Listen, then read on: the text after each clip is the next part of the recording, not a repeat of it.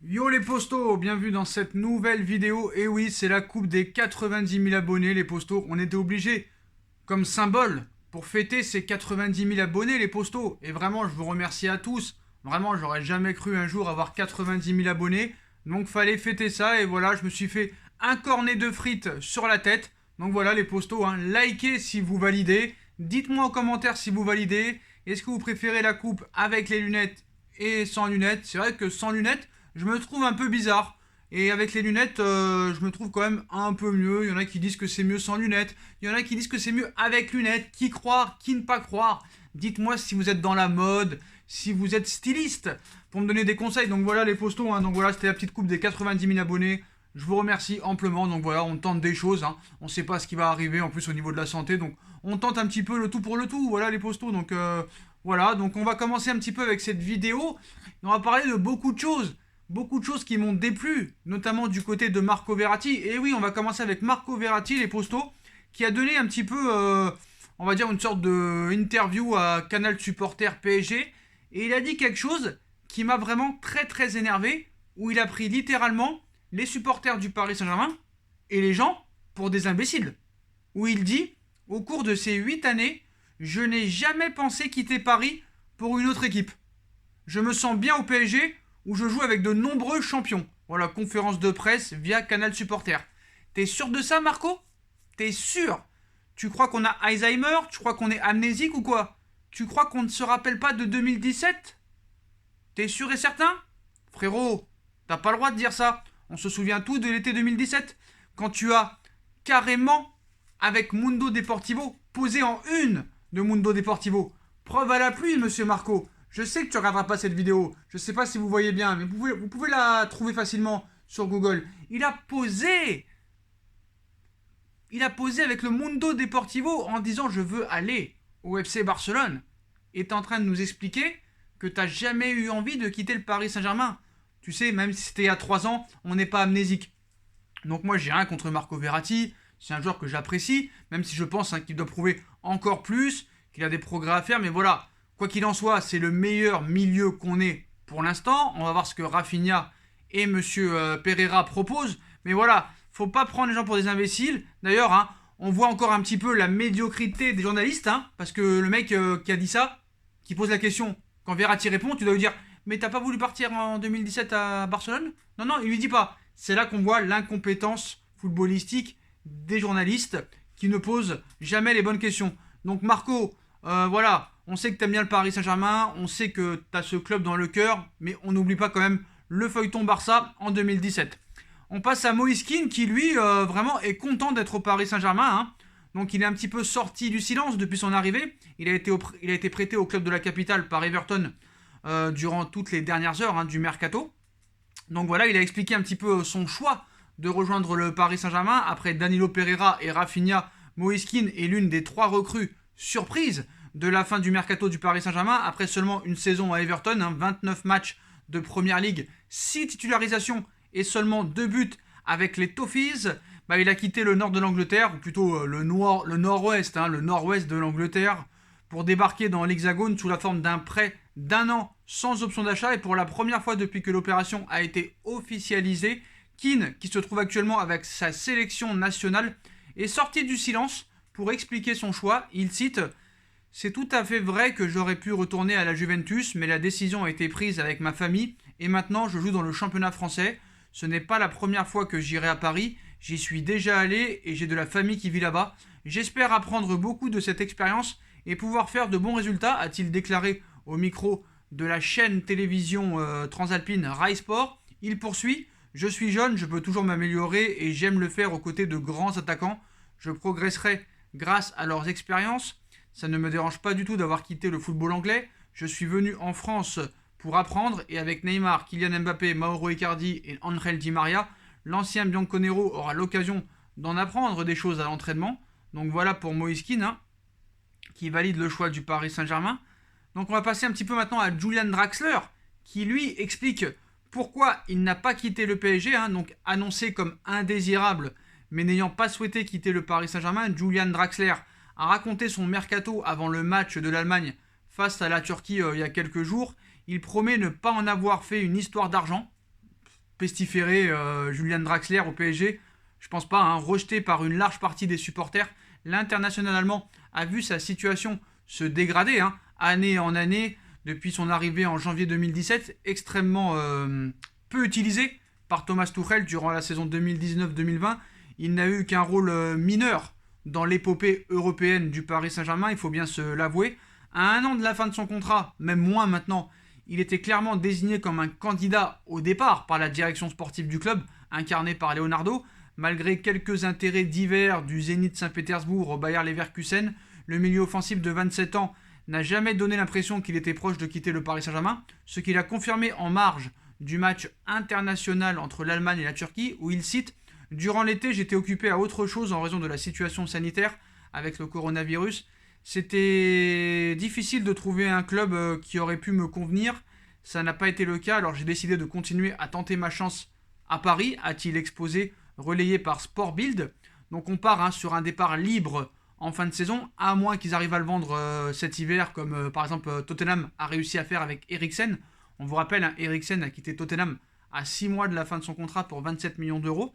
Donc quitte à vivre une nouvelle saison dans la peau d'un élément remplaçant, on va dire, et de complément, il dit avoir été rassuré sur son utilisation par son entraîneur, où il cite « J'ai eu une bonne conversation avec Thomas Tuchel, j'ai senti que j'avais encore la possibilité d'être utilisé, que je n'avais certainement pas été mis de côté, je n'ai pas ressenti la pression de changer, le calendrier de cette saison est très serré, nous avons beaucoup de matchs avec Paris et je crois que je vais beaucoup jouer. » Jusqu'à présent, bon, il n'a pas tort, puisqu'il compte déjà 4 matchs où il a été titulaire en Ligue 1 après 6 journées, avec 2 buts inscrits.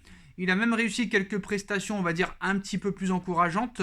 Les premières depuis longtemps, on va dire, de quoi imaginer une prolongation au Paris Saint-Germain à des conditions salariales toujours aussi intéressantes, je pense pas.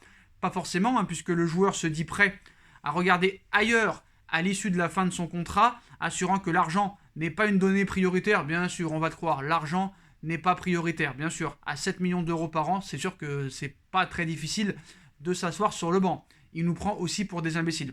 Où il rajoute, la priorité absolue n'est pas de signer un contrat avec le même salaire. Le projet global doit être juste correct, avec du temps de jeu, du bon football et un rôle important pour moi. L'an prochain, les choses seront plus faciles si je suis libre et qu'un autre club n'a pas à négocier un transfert avec Paris. Julian Draxler a donc de grandes chances de s'ajouter encore à la longue liste des joueurs partis libres du Paris Saint-Germain. Et ça pose vraiment un réel problème. Donc déjà, lui, il nous prend pour des imbéciles, parce que déjà, sur le terrain, il prouve que pour l'instant, il est en échec, même s'il essaie de s'améliorer un petit peu. Qu'il ne joue pas, c'est pas vrai, parce qu'il a déjà été titularisé 4 fois cette saison. Et surtout, quand tu touches des émoluments à près de 7 millions d'euros par saison, t'as pas le droit de dire que l'argent n'est pas une priorité. Là, tu nous prends vraiment pour des imbéciles. Vraiment pour des imbéciles. Faut dire la vérité. Quand ils négocient leur contrat, que ce soit au niveau transfert ou au niveau prolongation, c'est la première chose qui vient sur le tapis, c'est le salaire et l'augmentation salariale. Alors moi, dans ma tête, je me dis, est-ce qu'il faut le prolonger pour le vendre ? Bah non, parce que, encore une fois, il ne voudra pas partir et aucun autre club lui donnera ses émoluments. Donc autant qu'il parte libre et on libère de son salaire.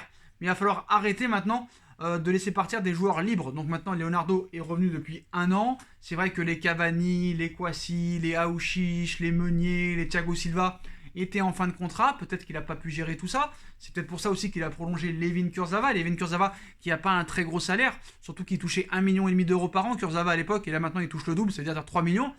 Et peut-être que voilà, s'il arrive à faire de très bons matchs, Kurzawa et une très bonne saison, peut-être que Leonardo aussi l'a prolongé pour pouvoir le vendre peut-être l'année prochaine.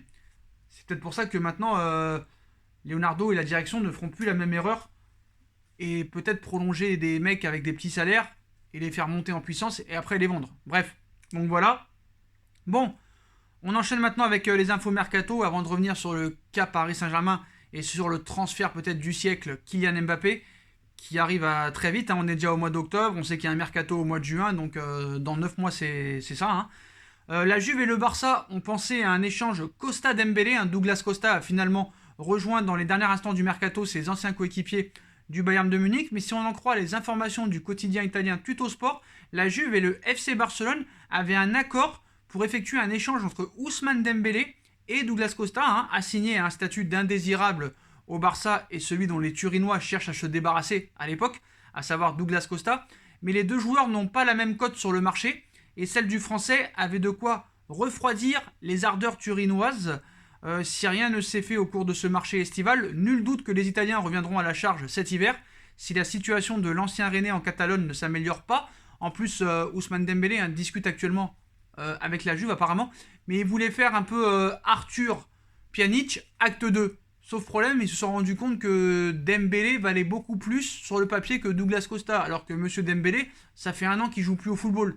Mais voilà, apparemment vraiment le Barça veut s'en débarrasser. Il voit qu'il n'y a plus rien à faire avec lui, que ça enchaîne les blessures, que ça enchaîne les mauvais comportements. Et ça, le Barça en a marre. Et on a vu que le mercato du Barça a été littéralement raté. Quand tu vois que des chaînes YouTube sont en train de nous expliquer que le Real et le Barça ont fait un meilleur mercato que le Paris Saint-Germain. Mais qu'est-ce que tu racontes? Le Real Madrid n'a enregistré 0 recrue. C'est que des retours de prêt. À part Odegaard même, il y a eu que ça comme retour de prêt. Et les mecs osent dire que Paris a fait un pire mercato que le Barça et le Real. Donc déjà, le Barça a fait un mercato de merde. Et le Real n'a pas fait de mercato. C'est la première fois depuis 40 ans que le Real n'enregistre aucun transfert. Donc essayez un petit peu de vous renseigner un minimum. Voilà les postos. D'ailleurs, en parlant du Real, vous le savez, l'été prochain, ça va être chaud. Surtout si un petit peu le Covid et la crise sanitaire s'améliorent. En plus, le Real Madrid a fait beaucoup d'économies. Ils ont vendu pour plus de 100 millions d'euros. Certes, il y aura des retours de prêt, mais voilà. On parle toujours de Paul Pogba, d'Eduardo Camavinga, de Kylian Mbappé, voilà. Donc Pérez a prévenu un petit peu Zidane. Le Real prépare un mercato estival 2021 incroyable. Mais voilà, Zizou va devoir faire des choix. Voilà. Cet été, le Real a été assez calme, même très calme, dans le sens des arrivées. En effet, le club madrilène n'a recruté personne, en se contentant de récupérer des joueurs partis en prêt, comme Alvaro, Odriozola et Martin Odegaard. Pour le reste, le Real a surtout vendu. Donc, après, il y a aussi les prêts de Rames Rodriguez et de Gareth Bale.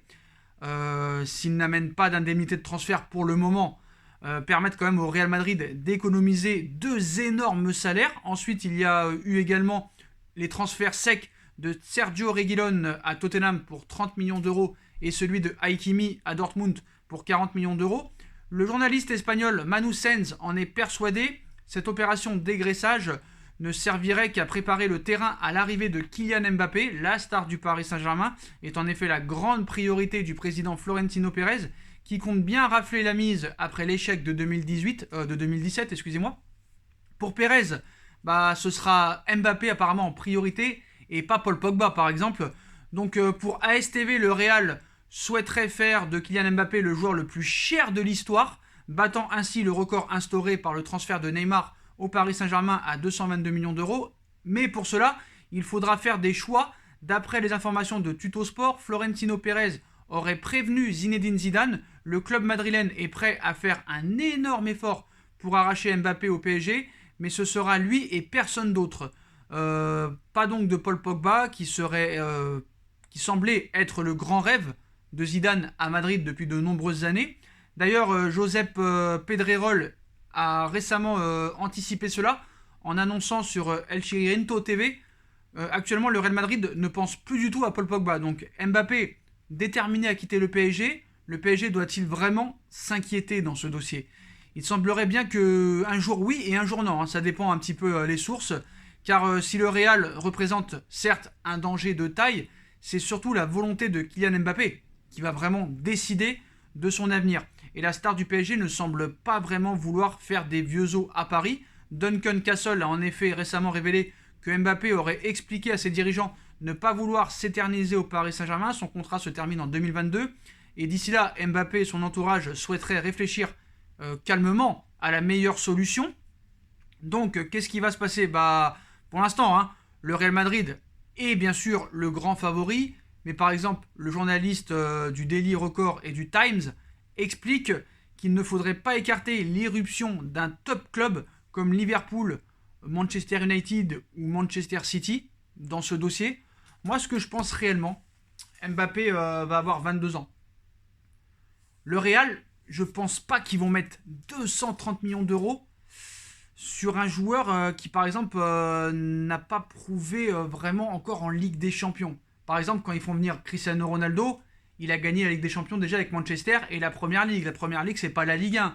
Par exemple, quand ils font Kaka à l'époque, en 2009 pour 65 millions d'euros, Kaka avait gagné la Ligue des Champions en 2007 avec le Milan AC et était Ballon d'Or aussi en 2007 avec le Milan AC. Et surtout aussi, ce qu'il faut dire, c'est qu'il y a embouteillage devant dans le Barça. Quand vous voyez l'effectif du Barcelone, du Real, excusez-moi, quand vous voyez l'effectif du Real, en attaque, c'est bouché. C'est vraiment bouché. Par exemple, le transfert de Eden Hazard, alors on nous dit un coup 100 millions, avec les primes 160 millions d'euros, mais quand tu vois l'attaque du Real Madrid, tu fais de la place à Mbappé comment? Mariano Diaz, qui reviendra de près du Milan, Luka Jovic, qu'ils ont quand même acheté 60 millions d'euros et qui est toujours là, Karim Benzema, Gareth Bale, qui reviendra de près de Tottenham parce qu'il n'y a pas d'option d'achat, il y a Takefusa Kubo aussi qui va revenir, Rodrigo, Marco Asensio, Vinicius Junior, Eden Hazard, Brahim Diaz, Isco. Eh frère, il va falloir déjà un petit peu se débarrasser au moins de la moitié et faire de la place pour Mbappé. Et je suis désolé quand même, il y a aussi Jesus Régnier du Borussia Dortmund qui va revenir aussi et qu'ils ont acheté quand même 40 millions d'euros. Hey, ça fait 1 joueur, 2 joueurs, 3 joueurs, 4 joueurs, 5 joueurs, 6 joueurs, 7 joueurs, 8 joueurs, 9 ou 10 joueurs qui sont des attaquants. Donc il faudra se débarrasser et ce sera pas facile de les vendre. Surtout que voilà, Eden Hazard, bah, il compte toujours sur lui apparemment. Vinicius Junior, bah, il a quand même que 20 ans. Marco Asensio, il est très très jeune aussi. Rodrigo, il est très très jeune. Kubo est très très jeune. Luka Jovic, il est très jeune et tout ça, ça va pas être évident. Donc moi, je pense réellement ce qui va se passer, c'est que pour moi, Mbappé va prolonger son contrat de 2-3 ans. Ils vont essayer de faire des accords en disant si vraiment il y a une offre à hauteur de 230 millions en 2022 ou 2023, bah on te laisse partir. Je pense que c'est ça, mais quoi qu'il en soit, je pense qu'il prolongera son contrat jusqu'en 2024-2025 avec une revalorisation salariale qui ira peut-être au-delà des 30 millions d'euros. Ce sera le projet avec QSI parce que le Paris Saint-Germain veut absolument Neymar et Mbappé et une star en plus pour sa Coupe du Monde 2022. Donc voilà, moi je pense que Mbappé prolongera et peut-être qu'il ira au Real, à Liverpool ou à United, peut-être dans 3-4 ans, quand il aura 25 ans, comme ils l'ont fait Ronaldo, comme ils l'ont fait Kaka. Voilà. Le Real Madrid sait très bien que pour l'instant, ils ont le temps. Ils ont le temps. Et surtout, il faudra faire de la place devant. Parce que tu as 10 joueurs offensifs qui sont très très jeunes. Donc voilà. Et attention, hein, Paul Pogba, il sera libre l'été prochain. Parce qu'il a signé 5 ans en 2016. Et il sera en fin de contrat en 2021, Paul Pogba. Donc le Real aura aussi la possibilité, et peut-être un autre club, de le faire gratuitement. Et pour Léo Messi lui aussi, qui sera officiellement en fin de contrat dans moins de 10 mois, bah, par exemple, Suarez a fait une mise au point sur l'avenir de Léo Messi. Il y a une possibilité que Messi puisse jouer pour un autre club, d'après Luis Suarez. Pour ESPN, Luis Suarez s'est ainsi confié sur l'avenir de Léo Messi en citant « Il y a une possibilité que Messi puisse jouer pour un autre club, mais s'il se sent encore heureux et confortable et que de nouveaux dirigeants arrivent, il voudra continuer avec le club. » C'est ce que j'avais dit, c'est ce que tout le monde a dit. Alors assurer le joueur de l'Atlético Madrid de quoi mettre une nouvelle fois la pression sur les dirigeants du Barça et de Bartomeu, avec qui l'Argentin est en froid depuis maintenant plusieurs mois. Donc voilà, pour moi Messi, tout va dépendre de la nouvelle direction. Quoi qu'il en soit, Bartomeu en mars prochain ne sera plus l'entraîneur du FC Barcelone. Si le président que veut Messi est élu, il y a de grandes chances qu'il finisse sa carrière au Barça. Et si vraiment c'est pas les dirigeants qui l'attendent, je pense qu'il quittera le Barça. Après, qui va assumer le salaire? Beaucoup de clubs, comme je l'ai dit, hein, Paris, Manchester City, Manchester United, hein, sont tout à fait capables d'assumer le salaire de Léo Messi. Il n'y aura pas de transfert. Certes, il y aura une prime à la signature qui sera sûrement énorme, mais il y aura moyen de négocier, je pense. Le joueur aura 34 ans, libre de tout contrat, donc voilà. Ce sera un petit peu celui qui mettra la plus grosse somme sur la table pour le salaire qui sera élu gagnant. Voilà les postos, c'est la fin de cette vidéo. Dites-moi en commentaire ce que vous en pensez les postos. Si vous kiffez la coupe, hein, dites-moi en commentaire pourquoi j'ai fait ça. Bah, c'était pour les 90 000 abonnés les postos, donc voilà. Aux 100 000 abonnés, j'ai dit que je me teindrais les cheveux en bleu et je tiendrai ma promesse les postos. Donc n'hésitez pas à vous abonner en masse, à partager la chaîne, à partager la vidéo, à bombarder la barre de like si vous validez la vidéo et si vous avez apprécié la coupe de cheveux. Voilà, dites-moi en commentaire. Petit cornet de frites, il manque plus que le petit hamburger. Voilà les postos, on like, on partage, on commente, on s'abonne, on active la petite cloche pour être tenu au courant des vidéos qui vont sortir, on me rejoint sur mes différents réseaux sociaux, ainsi que sur Paypal. La cagnotte Paypal est toujours disponible en lien en description, ainsi que ma deuxième chaîne YouTube No Feeling. Voilà les postos, n'hésitez pas à aller voir tout ça. Je vous souhaite à tous une bonne continuation, prenez soin de vous et à très vite pour une nouvelle vidéo les postos. Tchuss!